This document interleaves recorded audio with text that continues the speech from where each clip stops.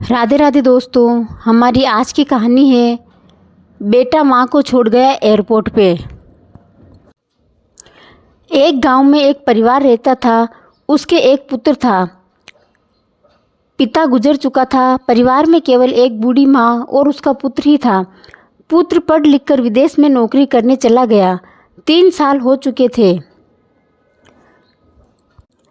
बेटे को अपना घर छोड़कर विदेश में बसे हुए। इन 3 सालों में बूढ़ी माँ और ज़्यादा बूढ़ी हो गई थी।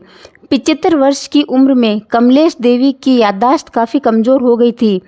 उन्हें रोज़मर्रा की चीज़ें याद ना रहती, लेकिन जो उन्हें हमेशा याद रहता था वह था उनका बेटा। दिन हो या रात, एक पल भी ऐसा ना होता जब उन्होंने अपने बेटे को याद ना करा हो या याद ना आती हो। दूसरी तरफ बेटा था जो साल भर में एक आध बार अपने माँ को फ़ोन कर लिया करता और 1-2 मिनट से ज़्यादा बात भी नहीं किया करता था। फिर भी वह बूढ़ी माँ टकटकी लगाए अपने बेटे का इंतज़ार करती रहती। एक दिन बेटे का विदेश से फ़ोन आया। हेलो हेलो, सुन रही हो ना माँ? राज बोल रहा हूँ, तुम्हारा बेटा। कैसी हो माँ? मैं ठीक हूँ बेटा। तुम बहू और मेरा पोता कैसा है? माँ ने पूछा। सब अच्छे हैं माँ। मैं अगले हफ्ते गांव आ रहा हूँ माँ, तुम्हें लेने। अब हम साथ साथ में ही रहेंगे, लंदन में रहेंगे। तुम्हारी बहू कह रही थी माँ को यहाँ पर लेकर आओ, बेचारी अकेली वहाँ परेशान होती होगी। बेटे ने कहा। माँ की बूढ़ी सूखी आंखें आंसुओं से भीग गई। उसके कमज़ोर शरीर के नस नस में खुशी की लहर दौड़ गई। बेटे और बहू का अपने प्रति प्रेम देखकर माँ का मन खुशी से भर आया। बेटे ने आगे कहा, माँ तैयार रहना, मेरे पास ज़्यादा दिन की छुट्टियाँ नहीं हैं। जिस से जितने पैसे लेने हैं उनसे लेकर रखना। तब तक मैं प्रॉपर्टी डीलर से बात कर लेता हूँ।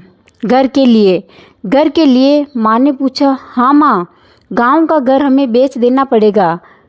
अब हम साथ में ही रहने वाले हैं, तो वहाँ पर घर रखने का कोई मतलब नहीं है। माँ बेटे ने कहा।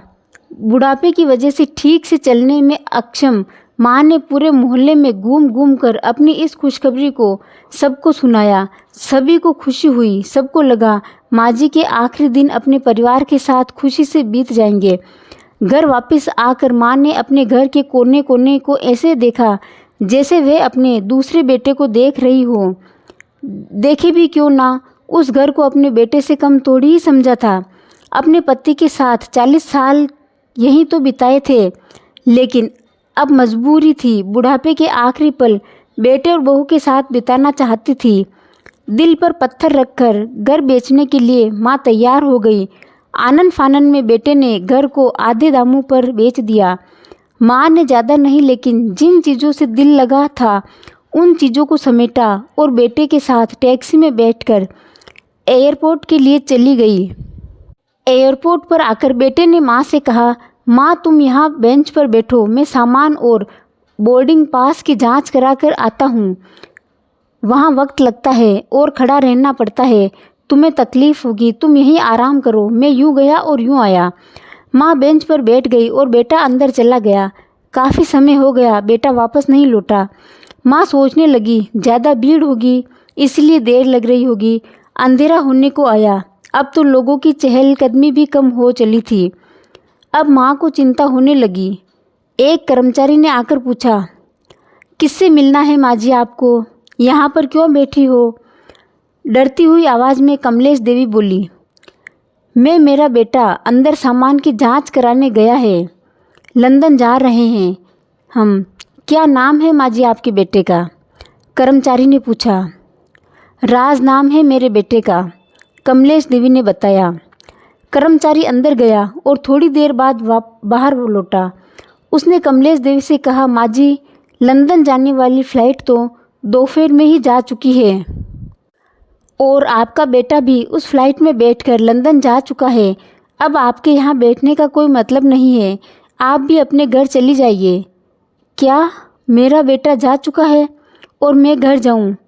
घर? माँ की आंखों से आंसुओं का सैलाब उठने लगा। जैसे तैसे माँ घर पहुँची, जो अब उसका था ही नहीं। घर तो बिक चुका था। वो वही बरामदे में तुलसी के पास सो गई। घर के नए मालिक को उस पर दया आ गई और एक कमरा किराए पर उस बूढ़ी माँ को दे दिया। पेंशन के पैसों से खाना और किराए का बंदोबस्त हो जाता। एक दिन बीतने लगे।